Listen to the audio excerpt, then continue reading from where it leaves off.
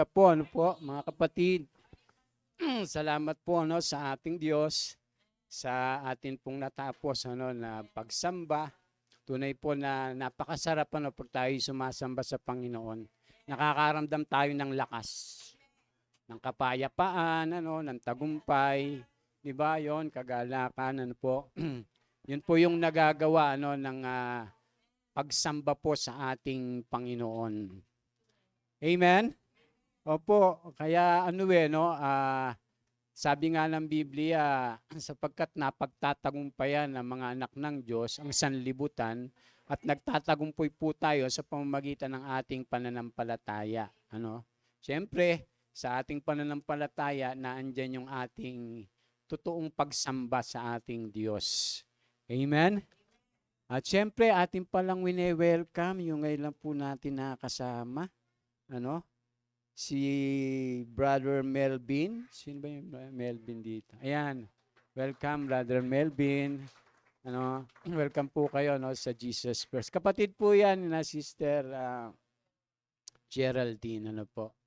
At purihin ang Panginoon at kinakasama namin. Ganon din si Brother John. Si John. Ayan, si John. Ayan. Ayan. Mga kabataan talaga. Ayan, tumayo si Jan, At saka si Richard, ayun. Ayan, mga asawa niya, ni Sister. Po. At saka si Anthony. Ayan, si Anthony. Ayan. Welcome po kayo, mga kapatid.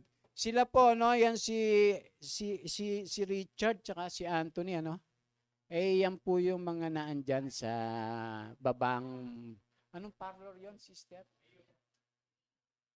Leo Ribita, yan po. Sila po yan sa, pagbaba nyo po, di ba? Pagbaba, doon lang sa kanan. Diyan lang po. Kaya pagka gusto nyo magpaganda,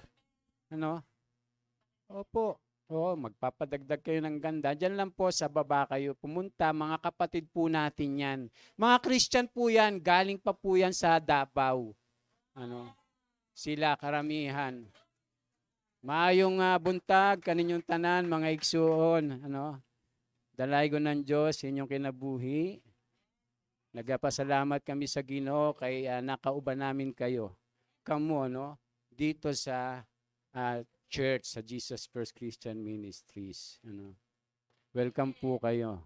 Kaya magpaganda. Kaya kung magpapaganda kayo at magpapapogi, dyan lang po. Brad, yung yung porsyento ko, joke lang.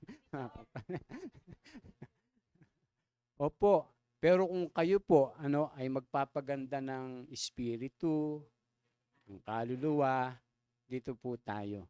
Kasi ang pinakamahalaga po, mga kapatid, na ating higit na pagandahin ay ang atin pong puso. Kasi ang Diyos ay tumitingin saan? Sa puso. Hindi sa panglabas na kaanyuan. Kaya kahit gaano man tayo kaganda, kagwapo, ang sama naman ang ugali mo. Di ba? Hindi nababago yung puso mo, yung buhay mo. Anong kabulahan nun, mga kapatid? Di bali ng simple lang yung kagwapuhan, gaya ko, di ba? Joke lang. O kaya yung di ba? Basta ang mahalaga, tayo po ay sumusunod sa Panginoon. Amen? Yun po yung pinakamahalaga, mga kapatid, sa totoo lang. Kasi kahit gaano pa tayo kasikat, kahusay, kagaling, kaganda or kagwapo pa, pag tayo po ay hindi sumusunod sa Panginoon, wala pong lahat na kabuluhan niyan. Kaya napakahalaga po na tayo po ay habang naandito, mga kapatid, atin pong sikapin yung tayo po'y makasunod sa kalooban ng Diyos. Lalo po ngayon, nagegera na naman. Alam niyo po, yan po yung hula sa Biblia. Malapit na, hindi nyo napansin, sa Middle East lagi, yung sentro. Kasi sa Israel, yung laging yung hula sa Biblia ay nakasentro po dyan. Kaya palapit na po ng palapit. Kaya dapat lalo tayong lumapit din ang lumapit. Para ang Diyos malapit na malapit din sa atin. Kasi sabi niya, lumapit ka sa Diyos. At siya lalapit sa iyo. Pero pag lumalayo ka sa Diyos, ay sigurado, papalapit ka kanino? Diba? Ganun lang po yung logic. Pag malayo tayo sa Diyos, malapit tayo sa masama. Ganun po lang po yun, mga kapatid. Amen? Handa na po ba tayong makinig? Ayan, siyempre sa pakikinig, dito po tayong lalong higit na napapalapit sa Panginoon, di ba? Higit sa lahat, pagka yung salita ng Diyos ay ating tinatanggap na merong kababaan.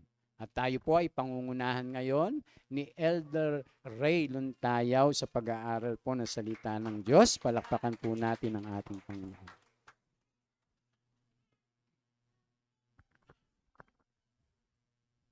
Maraming salamat po muli, Pastor. Magandang umaga po sa inyong lahat. Purihin po ang Panginoon at tayo po naman ay muli nagkasama-sama upang mag-aral ng kanyang mga salita. At sa pagkakataong ito ay ang pag-aaralan po natin ay tungkol sa pagdidisiplina o pagtutuwid ng Diyos sa bawat isa sa atin. Kailangan po kasi ituwid ang bawat isa sa atin. Bakit po? Dahil mahal tayo ng Diyos. Mahal tayo ng Diyos, kaya tayo itinutuwid. Tandaan po natin na iba ang pagdidisiplina sa parusa.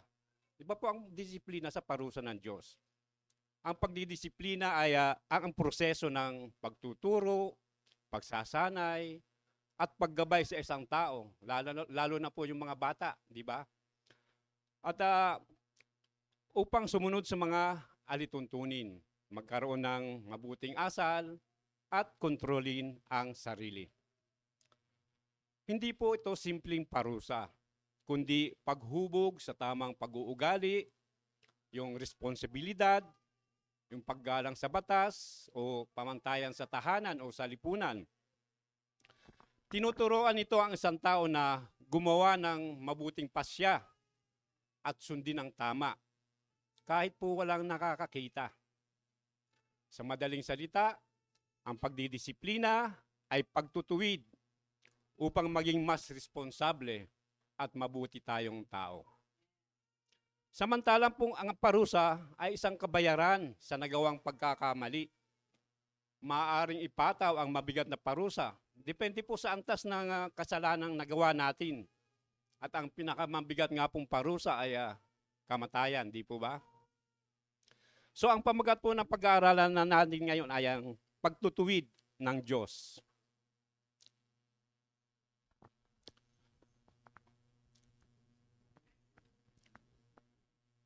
Ang pagtutuwid ay bahagi na isinasagawa ng Diyos sa kanyang plano sa buhay ng bawat mananampalataya. Ito ay hindi kailanman kaaya-aya at mas madalas kaysa sa hindi ay tinatanggihan ng marami. Gayunpaman, ito ay mahalaga at kailangan kung nais ng Diyos na maisakatuparan ang katwiran na kanyang nilayon para sa buhay at kabanalan sa bawat Kristiyano.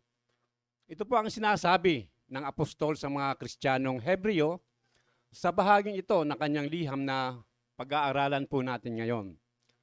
Babasahin natin ang buong kabanata ng 12 ng Hebreo at sama-sama natin pag-aaralan kung paano inaaliw at hinihikayat ng apostol ang mga mananampalatayang Hebreo laban sa pagtalikod sa pananampalataya dahil sa mga paghihirap na kanilang pinagdadaanan. At sa panahon natin, kung paano naman natin ito mailalapat sa ating buhay pananampalataya. Sige po, basahin po natin lahat. 1, 2, 3.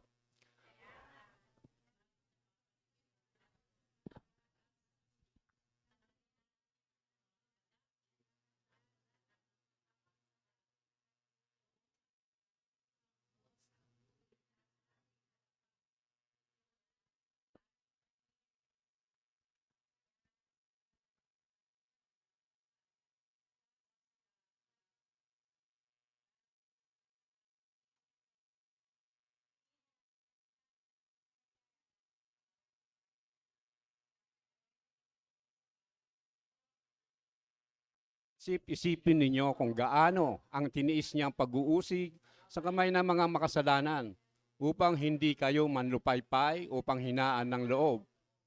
Hindi pa humahantong sa pagdanak ng dugo ang pakikipaglaban ninyo sa kasalanan. Nalimutan na ba ninyo ang panawagan ng Diyos sa inyo bilang mga anak niya? Mga salitang nagpapalakas loob ng anak ko, huwag mong baliwalain ang pagtutuwid ng Panginoon at huwag kang panghihinaan ng loob kapag ikaw ay dinidisiplina niya. Sapagkat dinidisiplina ng Panginoon ang mga minamahal niya at pinapalo ang tinuturing niyang anak. Tiisin niyo ang lahat ng hirap tulad sa pagtutuwid ng isang ama dahil ito'y nagpapakilalang kayo'y tinatanggap ng Diyos bilang tunay niyang mga anak. Sinong anak ang hindi dinidisiplina ng kanyang ama? Kung ang pagdidisiplina na ginagawa sa lahat ng anak ay hindi gagawin sa inyo, hindi kayo tunay na mga anak, kundi kayo'y mga anak sa labas. Hindi ba't dinidisiplina tayo ng ating mga magulang at dahil dyan ay iginagalang natin sila? Hindi ba't upang tayo mabuhay, mas nararapat na tayo pasakop sa Diyos na ating Ama sa Espiritu? Sa loob ng maikling panahon, dinisiplina tayo ng ating mga magulang para sa ating ikabubuti. Ngayon din naman, itinutuwid tayo ng Diyos sa ikabubuti natin upang tayo'y maging banal tulad niya. Habang tayo'y itinutuwid, hindi tayo natutuwa, kundi naghihinagpis.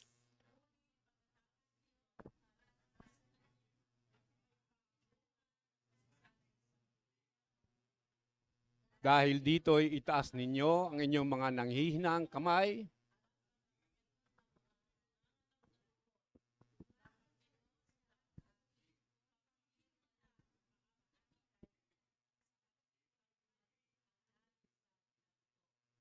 Amen, amen. Purihin po ang Panginoon sa kanyang mga salita.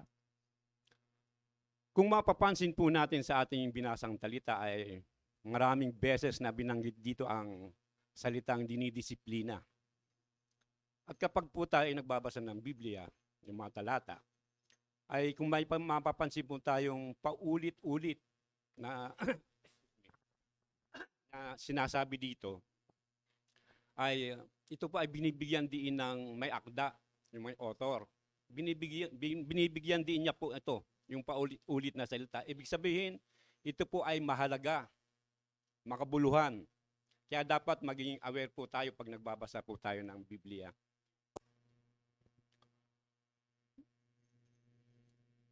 Kung tayo po ay magmamasid sa ating kapaligiran, ay tsak masasabi natin na nagkakaroon po ng malaking kakulangan sa disiplina.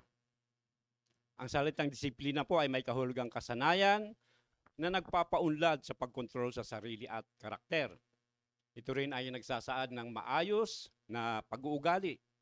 At ang layunin po ng pagsasanay na magkaroon ng disiplina ay hindi lamang po mapaunlad ang sarili, kundi maipatupad ng maayos ang mga kalakaran ng pamumuhay, maisikatuparan ang mga batas na nakakaapekto sa lahat ng tao. At nakakalungkot isipin po na sobrang kaluwagan na sa disiplina ay nagkakanya-kanya na po tayo. Nagkukulang na rin ang pagmamalasakit natin sa kapwa. Ang katwiran nga po ng iba ay paanong pahahalagahan ang ibang tao kung sa sarili walang pagpapahalaga at walang disiplina. Napapansin niyo ba na magpahanggang ngayon ay may mga motorista pa rin na nagtatapon ng basura sa labas ng bintana ng kanilang sasakyan? Na may mga taong tumatawid sa lansangan na hindi ginagamit ang pedestrian lane. Halos marami gumagawa nito.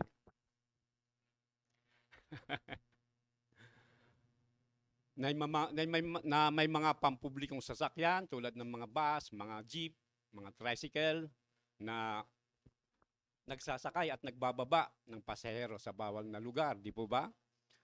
May mga taong sa halip na sundin ang batas trapiko ay tuwang-tuwa pa pag nakakalusot sila. Di po ba? Pag nakalusot sila sa mga maling batas ay tuwang-tuwa pa sila dahil naisahan pa nila ang batas. May mga taong hindi nakakatupad sa takdang usapan dahil sa matraffic daw. Di po ba? Kaya nga po dinidisiplina o itinutuwid ang mga gumagawa nito. Sa paanong paraan? Sa pamamagitan ng pagpapataw ng kaukulang multa ayon sa kanilang ginawa. Di po ba dinidisiplina sila?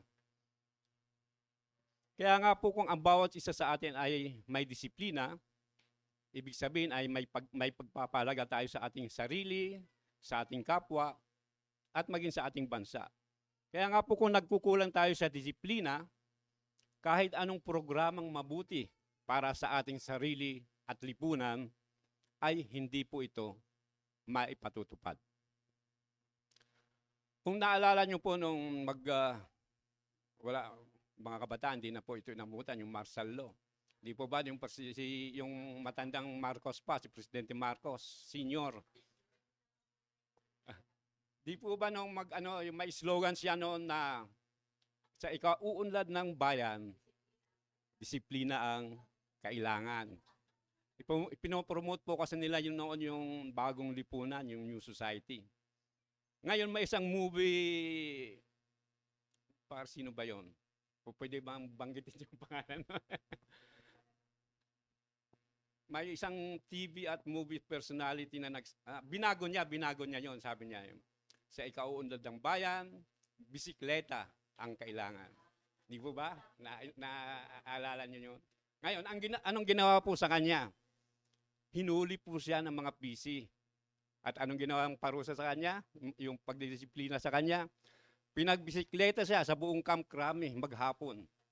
Opo, pinagbisikleta siya sa Camp Crame, ang laki ng Camp Crame.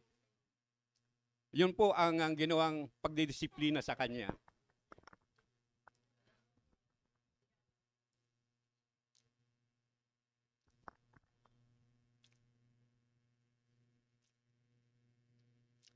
At ganoon din po kaya sinulatan ng may akda ng Hebreo, ang mga Kristiyanong Hebreo, dahil po sa paghihirap nila, dahil sa pag-uusig at tuksong bumalik sa Judaism. Sa Judaismo po kasi ay itinuturing ng mga Hudyo na ang mga gawa at pag-uugaling ng tao ang pinakamahalaga daw. At ang mga gawa ang pinagmumulan ng mga paniniwala.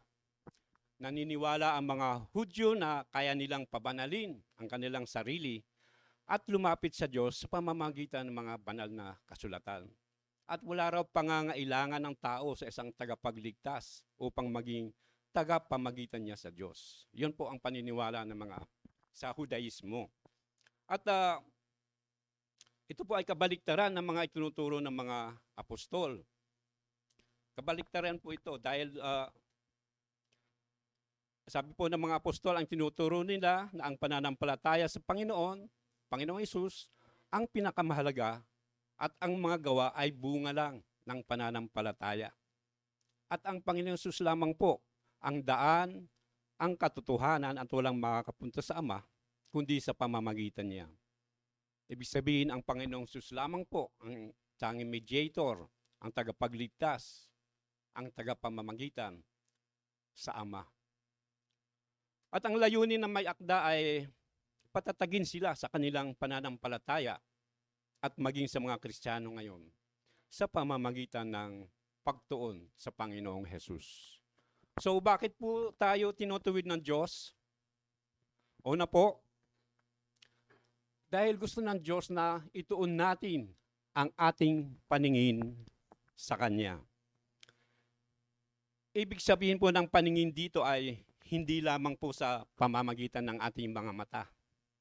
Kasi pag sinabi pong paningin, ang nasa isip natin lagi, mata, di po ba? Hindi po, kundi sa pamamagitan ng ating mga isip, sa pamamagitan ng ating puso, sa madaling salita, yung buo nating pagkatao na nakahanda tayong maglingkod at sumunod sa Kanya. Kaya nga ang sabi dito sa Hebreo 12, 2. Kaya nga dahil napapaligiran tayo ng napakaraming saksi, tanggalin natin ang anumang balakid at ang kasalanang kumakapit sa atin. Buong tiyaga tayong tumakbo sa takbuhing nasa ating harapan. ituon natin ang ating paningin kay Jesus. Sa Kanya nakasalalay ang ating pananampalataya mula simula hanggang katapusan.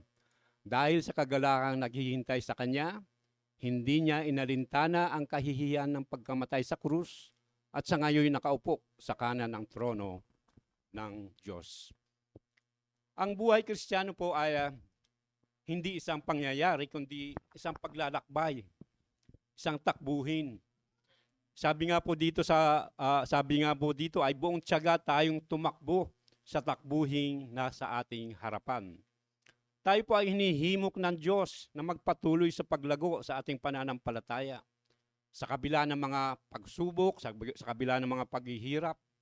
Kaya nga po dito sa talatang 1 hanggang 2 ay pinapakita dito ang larawan ng isang mananampalatayang tumatakbo ng may pagtitiis, na ang patutunguhan ay ang kalawalhatiang inihanda ng Panginoong Yesus.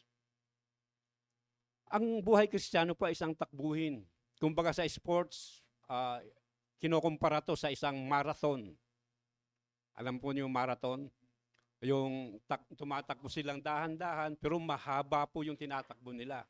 Kaya nga po yung mga ng marathon, ang pinakamaiksi ata niyan, 5K, 2K, 5K, hanggang 10K lang. 10 kilometers ibig sabihin. Ayan ang tinatakbo ng marathon. Ibig sabihin mahaba pero unti-unti. Hindi ito mabilisan tulad nung 100-meter dash na alam natin. Yung 100-meter dash, sprint po ito. Ito naman yung pabilisan. Dapat mga 10 seconds tapos ka na sa 100-meter dash na ito. Mabilis talaga ito. Kaya po habang tayo ay nabubuhay, ay unti-unti tayong lumalago sa ating pananampalataya ng buong tiyaga. Ito po ay isang mahabang proseso. Kaya nga po patuloy tayong pinaalalahanan ng mga apostol na magpatuloy sa ating pananampalataya ng may pagtitiis sa kabila ng mga kahirapan at pagsubok. Mahirap po kasi yung tumatakbo tayo, di po ba? Nakakapagod. At kapag tayo ay nakarating sa finish line, ay tsak may nakalaang gantimpala sa bawat makakarating sa finish line. May tatanggap ng gold medal, silver medal, bronze medal. Yung iba, kahit plaki lang, okay na, makatapos lang. Depende po kung ano ang ginawa natin. Depende po sa katapatan ng paglilingkod natin sa Kanya. Sabi nga po ni Apostol Pablo, pinagbuti ko ang aking pakikipaglaban. Natapos ko na ang dapat kong takbuhin at nanatili akong tapat sa pananampalataya. Kaya naghihintay sa akin ang koronang gantimpala para sa mga namuhay ayon sa kalooban ng Diyos. Sa araw na yon, ang Panginoon na siyang makatarungang hukom, ang siyang magpuputong sa akin ng korona. Di ba ang sarap pakinggan? Ang Panginoon ang magpuputong ng korona sa bawat makakarating sa finish line. Ibig sabihin ng gantimpala. At sabi pa niya, hindi lamang sa akin, sabi ni Pablo, kundi kanino? Sa lahat ng nananabik sa kanyang pagbabalik. Nananabik ba tayo sa pagbabalik ng Panginoon? Amen. Dapat po kung nananabik tayo sa kanyang pagbabalik ay tatapusin natin ang takbuhin na nananatiling tapat sa ating pananampalataya. At sabi pa sa verse 1 ay tayo ay napapaligiran ng napakalaking ulap ng mga saksi. Ano pa ang tinutukoy dito? Yung malaking ulap ng mga saksi. Ang tinutukoy po dito yung mga taong may pananampalataya sa buong kasaysayan, yung sa luma man o bagong tipan man. Sila yung mga bayani ng pananampalataya na sinasabi doon sa Kabanata 11 ng Hebreo. Sila po yung gaya ni na Moises, ni na Abraham, ni na Job, ni na Noe, Daniel, hanggang sa panahon ng mga apostol, ni na Apostol Pedro, ni na Apostol Juan, sina Apostol Pablo, at marami pang iba na nagtiis ng mga pagsubok at paghihirap para sa kanilang paniniwala sa Diyos. Marami sa kanila ang nagdusa ng matinding pag-uusig, paghihirap, at maging kamatayan dahil sa kanilang paniniwala sa Panginoong Yesus at sa Diyos. Ang kanilang mga karanasan ay nagsisilbing inspirasyon at patunay na sulit ang pagtitiis para sa katotohanan. Nanatili sila sa kanilang pananampalataya, sa kabila ng mga pagsubok, sa kabila ng mga paghihirap nila, sa kabila ng mga pag-uusig sa kanila. Hindi sila nagpadala sa tukso o sa mga hamon ng mundo. Nanatili silang matatag sa kanilang paniniwala kahit na nahaharap sila sa kahirapan, pagdurusa, maging sa kamatayan. Pinaglaban po ng mga apostol ang kanilang pananampalataya hanggang kamatayan. Si Apostol Pedro ay ipinako sa krus ng patiwari. Ganon din si Andres, pinako rin sa krus na hugis ekes, yung nakaganyan, X. Pinugutan ng ulo si Santiago, maging si Apostol Pablo, pinugutan din ng ulo. Ang namatay lang na apostol na ordinaryo dito ay si Juan. Namatay na lang po siya sa katandaan habang sinusulat niya yung pahayag sa isla ng Patmos.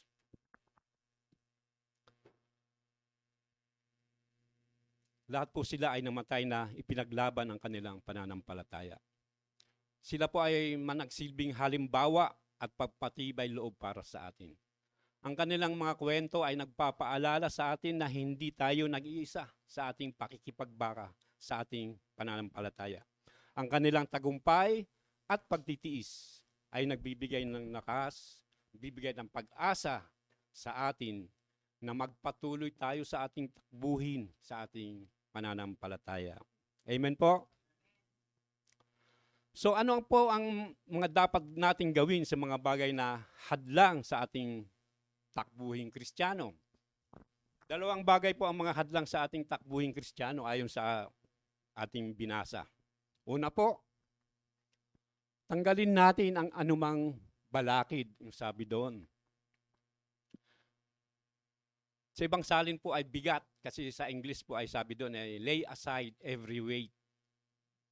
Tanggalin po natin ang anumang pasanin o mga nakakaabala na pumipigil sa ating espiritual na pag-unlad o paglago.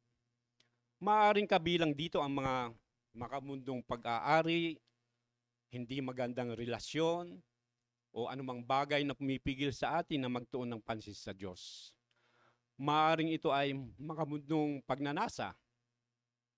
Ang labis na pagtuon sa material na bagay o kasiyahan ng mundo na nagiging dahilan upang hindi tayo makapagtuon sa ating pananampalataya. Hindi po masama ang yumaman o magkaroon ng pera, di po ba? Ang masama ay kung mas iniibig natin ang salapi kaysa sa Diyos. Kung ginagawa natin Diyos ang salapi. Hindi po masama ang yumaman o magkaroon ng maraming pera. Pwede rin po tayong mamasyal kahit saan. Basta hindi ito magkakaroon ng conflict sa ating pagsamba sa Diyos. Pwede rin po tayong mamasyal, mag-shopping, mag-outing, maglaba, wag lang araw ng linggo. Yung iba namang kabataan, minsan nagkakayayaan, Sabado ng gabi, magkakayayaan, lalabas. So, ano mangyayari? Uuwi alas 12, alas 2, puyat. Katwiran, puyat, kaya hindi makakadalo kinabukasan ng araw na linggo. Yung iba naman, makakadalo, pero pagdating dito, inaantok, matutulog. Pero wala naman po dito niyan sa JF Antipolo. Buhay na buhay, alive. At ang hadlang na ito ay maaring ding mga sirang relasyon sa ating mga magulang, sirang relasyon sa ating mga kapatid, sa ating mga kaibigan, katrabaho, maging sa ating mga kapwa mananampalataya. Dapat po inaayos po natin agad ang mga sirang relasyon na ito. Dahil ito ang gagamitin ng kaaway upang lalo tayong magkasala at mapalayo sa Diyos. Dapat kung mayroon tayong magandang relasyon sa Diyos, ay ganun din na dapat may maayos ang relasyon natin sa ating kapwa. Di po ba? At maaaring din ang mga alalahanin at pag-aalala ang maging hadlang sa ating takbuhing Kristiyano. Ang labis na pag-iisip tungkol sa mga bagay na hindi naman natin kontrolado, na nagiging sanhi ng stress at pagkabalisa. Doon na tayo nakatuon, doon na tayo nakafocus sa problema. Nawawala na tayo ng pag-asa. Nakakalimutan natin na may Diyos na buhay. Nakakalimutan natin ang pangako niya na hindi niya tayo iiwanan ni pababayaan man. Yan po ang ilan sa mga hadlang sa ating takbuhing Kristiyano. At pangalawa po kung anong dapat nating gawin sa mga bagay na hadlang sa ating takbuhing Kristiyano ay tanggalin at itapon ang mga kasalanang kumakapit sa atin. Ang kasalanan ay isang makapangyarihang puwersa na madaling nakakabit sa atin at nakakahiwalay sa atin sa Diyos. Dapat po nating labanan ito at magsikap para sa kabanalan. Maraming kasalanan ang madaling makakaakit sa mananampalataya na maaaring maging hadlang sa ating takbuhing Kristiyano. Isa na nga po dito yung kasalanan ng kalaswaan. Ang kalaswaan ay isa sa pangunahing kasalanan na madalas umaakit sa tao. Kabilang na po tayong mga Kristiyano doon. Wala pong exemption dito. Lalo na po ngayon na high-tech na, halos lahat may cellphone na, di po ba? May apps dyan na isang pindot lang. Andyan na lahat. Makakita na natin yung mga kaimuralan. Isa na po dito ang kasalanan. Kaya nga po ang mga immoral na pagnanasa at gawain ay maaaring magdulot ng pagkahiwalay sa Diyos. At ano pa po? Yung inggit at galit. Ang inggit at galit ay nagiging sanhi ng hidwaan o hindi pagkakaunawaan sa loob ng komunidad, maging sa loob ng church. Ito rin ang nagiging sanhi ng pagkakabahabahagi at nagiging hadlang sa pagmamahalan at pagkakaisa. Kaya nga po upang makapagpatuloy tayo sa ating takbuhin at makamtan ang gantimpalang inalaang ng Diyos, ay mahalagang maging mapanuri tayo sa mga kasalanang ito at iwasan ito.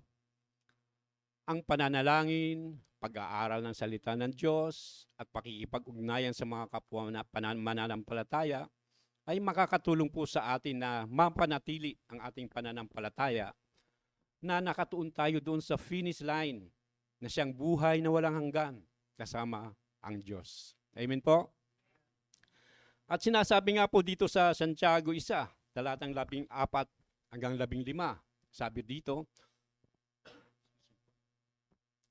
natutukso ang tao kapag siya'y naaakit at nagpapatangay sa kanyang sariling pagnanasa. At ang pagnanasa kapag naitanim sa puso ay nagbubunga ng kasalanan. At ang kasalanan sa hustong gulang ay nagbubunga ng kamatayan. Ano daw bang pinagmumulan ng tukso? Natutukso ang tao kapag siya ay naaakit at nagpapatangay sa kanyang sariling pagnanasa. Ang tukso po ay hindi nanggagaling sa Diyos, kundi sa sariling masamang pagnanasa ng tao. Ito ay nagsisimula kapag ang isang tao ay hinayaan ng kanyang sariling pagnanasa na mangakit sa kanya. Katulad po ng isdang naaakit sa pain. Hindi po ba? Madaling mahuli ang isda pag may pain. Ito ay kinakasangkapan ng kaaway para magkasala ang tao. At kapag ang pagnanasa ay naisagawa na o naging aksyon, ito ay nagbubunga ng kasalanan. At anong resulta ng kasalanan ito? Spiritual na pagkahiwalay sa Diyos o spiritual na kamatayan. Hindi po pisikal na kamatayan ang ibig sabihin dito. Spiritual. So, ang pananagutan ng JFCM, Jesus First Christian Ministry, na tugunan ang pangangailangan ng iglesia ay limitado lamang. Dito po sa JFCM ay sinisikap po namin na ituro kung ano ang nararapat. Pero yung pananagutan namin na tugunan ang mga pangangailangan ninyo ay limitado lamang po. Hindi po namin alam kung ano ang nasa isip nyo. Hindi po namin alam kung ano ang motibo ninyo. At ang nakikita lang namin ay yung nagpopogian na kalalakihan at naggaganda ang mga kababaihan dito sa harapan.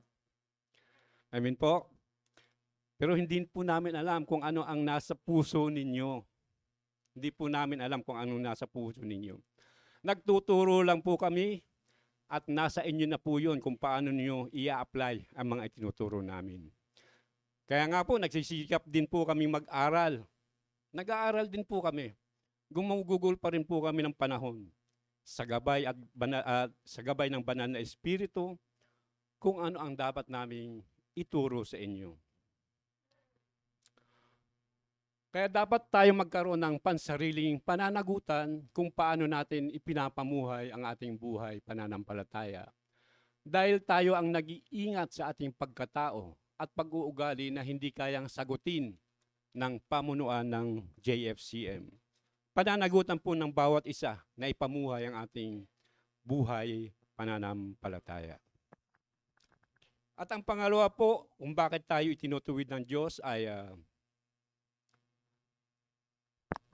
dahil itinuturing ng Diyos na tayo ay kanyang mga anak. Sabi po dito sa Hebreo 12, talatang 4 hanggang 9, sige po, basahin po natin ulit. Baka inaantok na po kayo. Baka magising. Para magising ka naman. 1, 2, 3.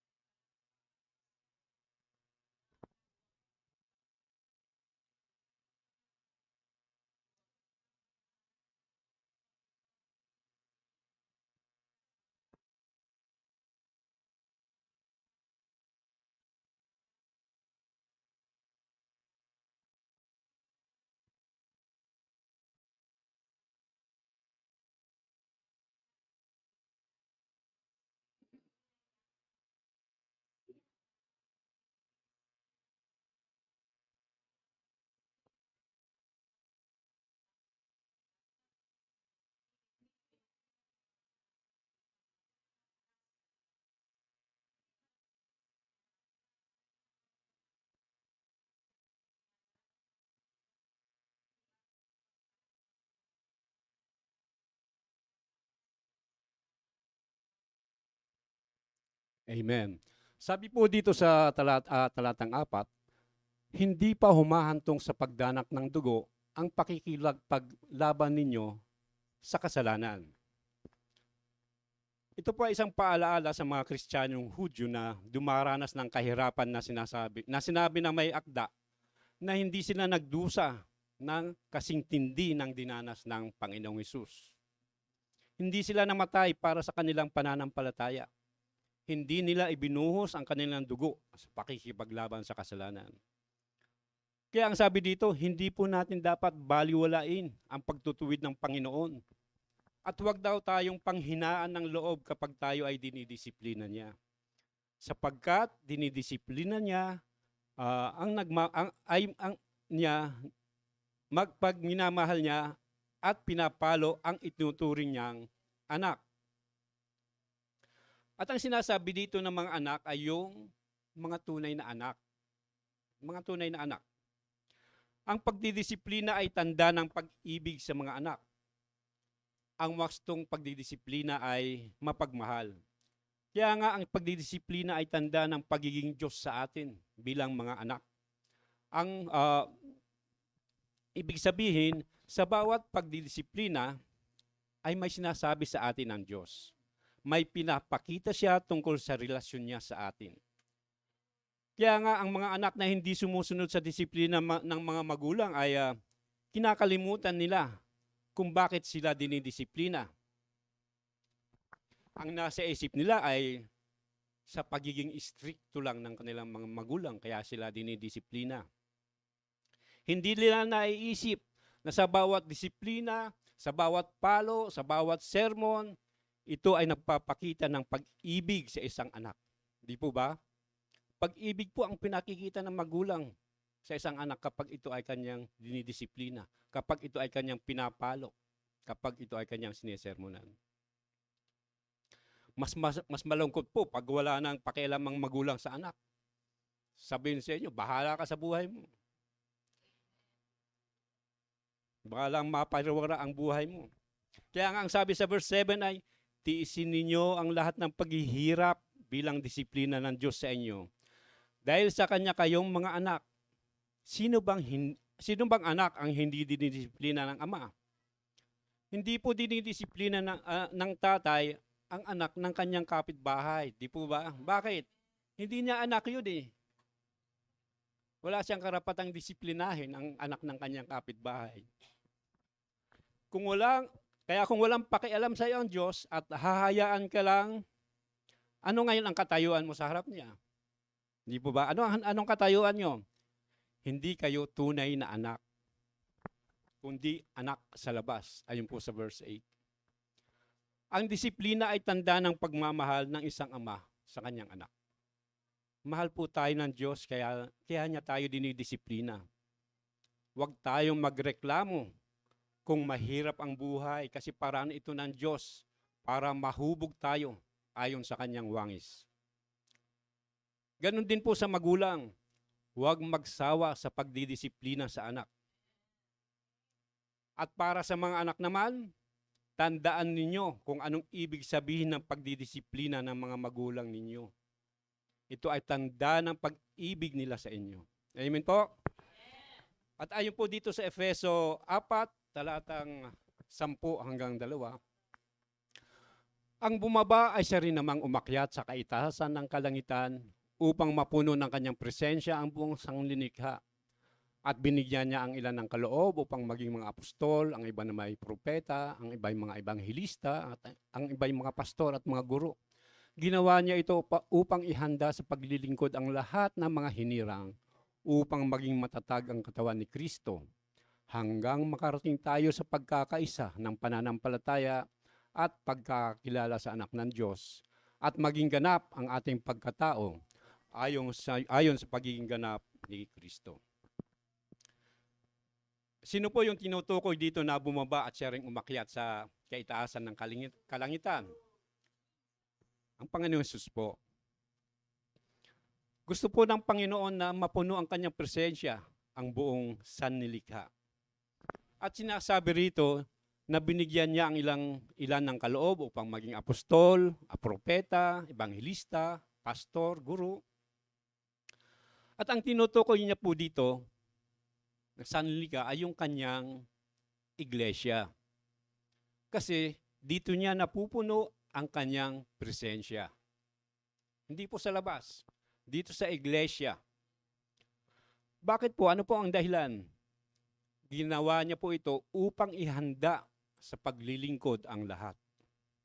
Ang lahat ng hinirang upang maging matatag ang katawan ni Kristo. Ibig sabihin, lahat po tayo ay inihahanda.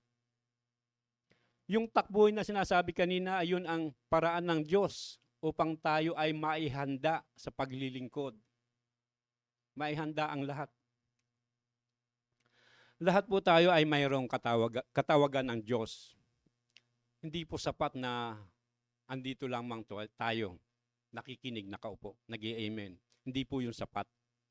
Meron tayong dapat ginagawa. Dapat kung ano ang narinig natin, ginagawa natin. Isinasapamuhay natin. Yung takbuhin sinasabi dito ay dapat pinagpupursigihan natin. Pinagtsatsagaan natin. Dapat nagsisikap tayo hanggat sa maabot natin ang finish line. Hanggat marating natin ang pagkakaisa ng pananampalataya at pagkakakilala sa anak ng Diyos. At maging ganap ang ating pagkatao ayon sa pagiging ganap ni Kristo. Yun po ang layunin ng Diyos sa atin. At saan nga po ito nag-uumpisa? Sa katawan ni Kristo. Sa church. Tayo po yun. Ito yung katawan na tinutukoy ng Panginoon. lahat tayo ay may contribution para lalong maging matatag ang iglesia. Kaya yung mga kapatid natin na nanghihina, dapat po nagpapakita tayo bilang ehemplo para mapalakas natin sila. Mapalakas natin ang mga kapatid natin nanghihina. Yun po ang isa sa layunin dito sa church. So ang pagtutuwid sa atin ng Diyos ay dumarating sa pamamagitan ng kanyang mga instrumento sa loob ng iglesia. Una po, ang mga tumatayong tagapangasiwa sa kanyang iglesia. Ito po yung mga pastor, missionaries sa mga outreach, mga elders. Sila po yung nangangasiwa sa atin. Masarap po magkaroon ng title pero hindi po mahalaga ang title. Ang mahalaga po ay kung paano ginagawa ang title na yon. Kasi po mayroong pananagutan na sinasabi ang lahat ng nangangasiwa o namumuno. Sabi nga po sa number 2, ang pagtutuwid mula sa kanila ay pagtutuwid mula sa Panginoon.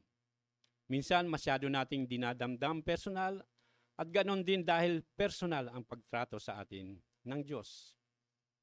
Sila po ang nilagay ng Diyos para mangasiwa sa kanyang iglesia. Sila yung namumuno, kaya wag po nating damdamin ang pagtutuwid na nagmumula sa kanila. Bakit po? Dahil ito po ay tanda ng pagmamalasakit nila at pagtanggap sa atin bilang mga anak ng Diyos na ating Ama. Hindi po namin alam kung anong, sabi nga kanina, hindi po namin alam kung anong nasa loobin niyo, pero ang ginagawa namin ay ituro sa inyo kung ano ang nararapat. Mailapat sa inyong buhay ang bawat katuruan, nang sa ganon ay hindi nalilihis ang inyong buhay at patuloy na nakasusunod sa kalooban ng Diyos. Huwag po kayong magalit, huwag po kayong magdamdam kung kayo ay tinatamaan sa aming mga preaching. Wala pong personalan, hindi personal ito. Dapat po tinatanggap natin at handa tayong magbago dahil sa kanyang mga salita. Nakahanda tayong magpadisiplina, nakahanda tayong magpatuwid. Amen po? Taas nga po ang kamay ng mga hindi tinatamaan.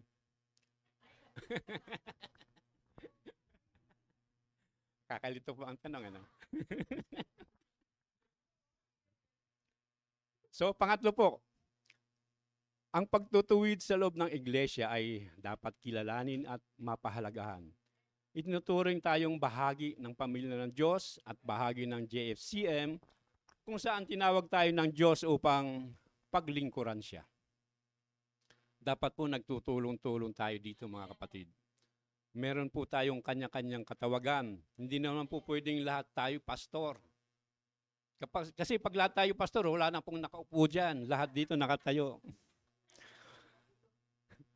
Bawat isa ay dapat naglilingkod.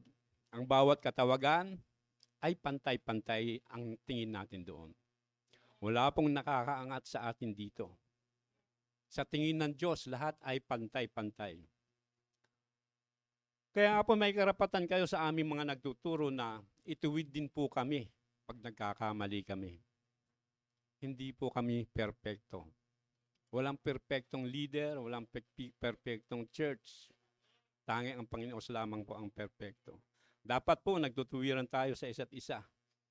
Yan po ang paraan ng ikatatatag ng iglesia. At sabi nga po sa Hebreo 13, sabi dito, pasakop kayo at sumunod sa mga namamahala sa inyo. Sila'y nangangalaga sa inyo at mananagot sila sa Diyos sa gawain ito. Kung sila'y susundin ninyo, magagalak sila sa pagtupad ng kanilang tungkulin. Kung hindi, sila'y mamimighati at hindi ito makabubuti sa inyo. Mahirap pong magtuwid mga kapatid. Mahirap magturo. Hindi po madali na magbitaw ng salita na ikasasakit ng damdamin ng kapatid para lamang siya ay maituwid. Pero kinakailangan po. Kailangan po namin gawin. Kaya anong sabi? Pasakop kayo at sumunod sa mga namamahala sa inyo. At kung sila'y susundin ninyo, magagalak sila. Magagalak kami sa pagtupad sa aming tungkulin. Na-inspire po sila kung tayo ay sumusunod sa kanila. Pero pag hindi sumusunod, sila ay mamimigati at hindi ito makakabubuti sa atin. Magtiwala po tayo sa mga nangangasiwa sa atin sapagkat sila po ang nilagay ng Diyos para mangasiwa sa atin. Alam niyo ba na ang mga pastor ay mas malaki ang problema kaysa sa mga miyembro? Malaki problema ng mga pastor. Bakit po? Oh, pumuti na nga po ang buhok ni pastor. Ako, nagtitina na lang. Bakit po? Kasi po, ang problema ng bawat isa sa atin, sa inyo, ay problema ni pastor. Biro mo gaano kalaking problema ni pastor. Pagkagising pa lang, nakakita sa akin ni pastor, pagkagising pa lang niya sa umaga, papanalangin na niya ang bawat isa. Kung ano mga problema. Yung alam lang niya na may problema. O yung nagsasabi lang sa kanya na may problema. Ibig sabihin, ang problema ng iba ay pinoproblema pa rin ni pastor. Pinoproblema pa rin namin. Amen po? Kaya nga po, salamat po at lahat kayo ay sumusunod kay pastor. Wala pong problema. At pangatlo po kung bakit tayo tinutuwid ng Diyos.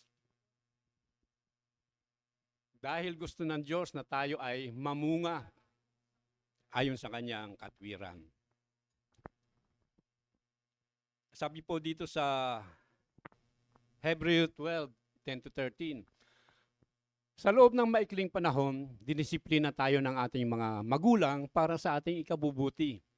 Gayon din naman, itinutuwid tayo ng Diyos sa ikabubuti natin upang tayo'y maging banal tulad niya. Habang tayo itinutuwid, hindi tayo natutuwa, kundi naghihinagpis. Ngunit pagkatapos yun, mararanasan natin ang kapayapaang bunga ng pagsasanay na sa matuwid na pamumuhay. Dahil dito'y itaas ninyo ang inyong mga nanghihinang kamay at patatagin ang mga nangangalog na tuhod. Lumakad kayo sa daang matuwid upang hindi lumala ang mga paang napilay at sa halip ay gumaling ang nalinsad na buto. Ang lalim po, ano? Ang lalim na sinasabi rito. So ano ang sabi po dito, bukod po sa motibo ng disiplina, ay dapat po nating tingnan ang resulta rin ng disiplina para kahit mahirap ang pagdidisiplina ay hindi po tayo magsasawa na tanggapin ito ng maluwag sa loob. Ang disiplina po ay kapaki-pakinabang. Makabubuti po ito sa taong dinidisiplina o itinutuwid, maging sa relasyon niya sa nagdidisiplina. So ano ang nais ng Diyos na ating makamit? Bunga ng kanyang pagtutuwid sa atin.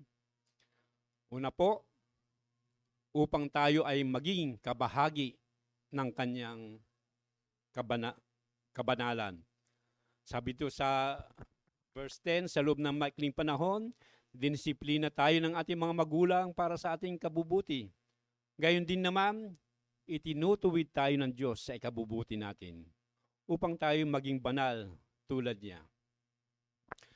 Sa simula po ng creation, yung lalangin ng Diyos ang tao, ang nais na po ng Diyos ay maging banal ang tao para makasama niya.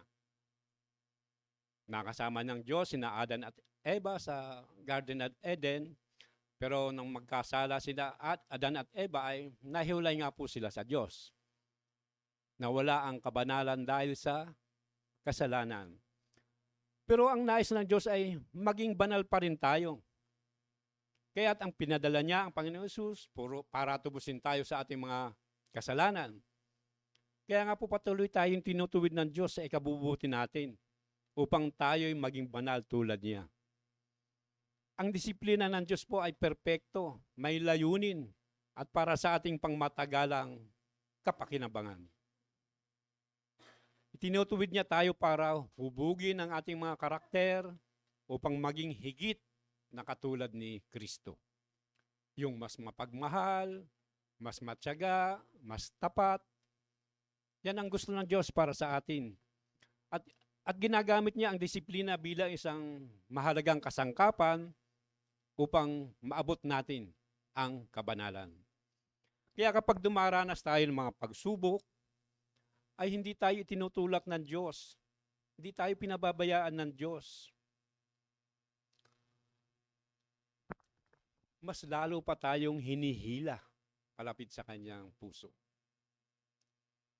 Huwag nating isipin na ito isang parusa sa atin, kundi isang paraan ng pagdidisiplina sa atin. Isang paraan ng pagtutuwid sa atin.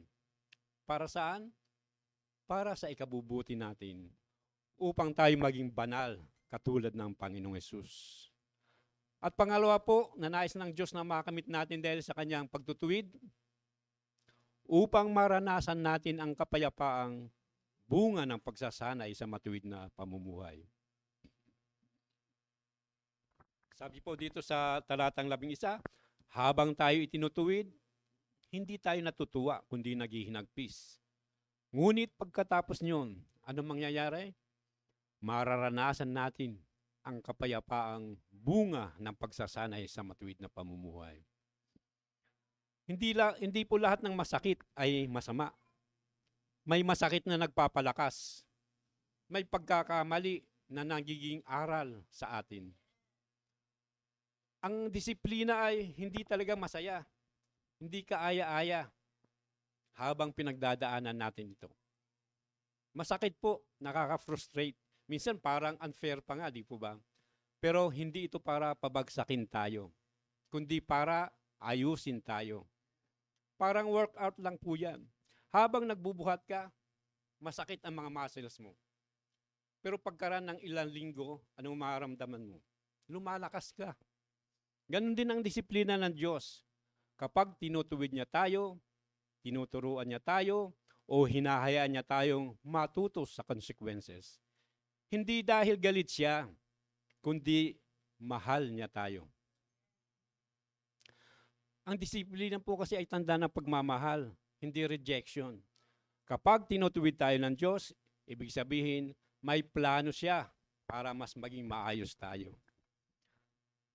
At ano ang resulta pagkatapos nito? Nagkakaroon tayo ng pagbabago sa ating pamumuhay. Yung baluktot na itutuwid. Yung palikulikong buhay na ididiretso dahil sa disiplina. Mas merong payapang puso. Mas tama na desisyon. Hindi po instant ang bunga. Mahabang proseso. Pero siguradong meron. Merong bunga.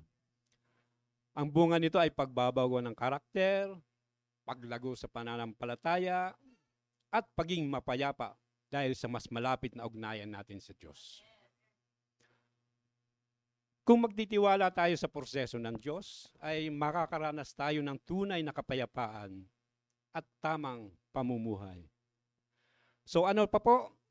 Upang maakay naman natin ang ating mga kapatid sa kanilang takbuhin.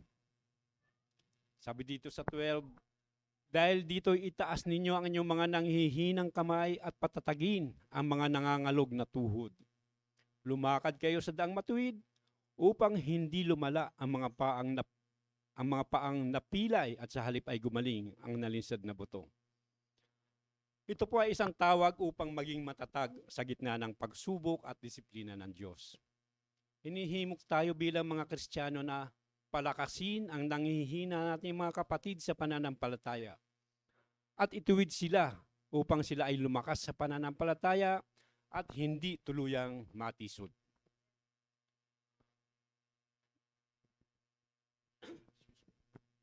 Hindi tuluyang matisod, yung mag-backslide, kundi mapagaling at mapalakas at magpatuloy sa takbuhing Kristiyano. Pinaalalahanan po tayo na huwag sumuko sa kabila ng pagod o hirap dulot ng disiplina ng Diyos.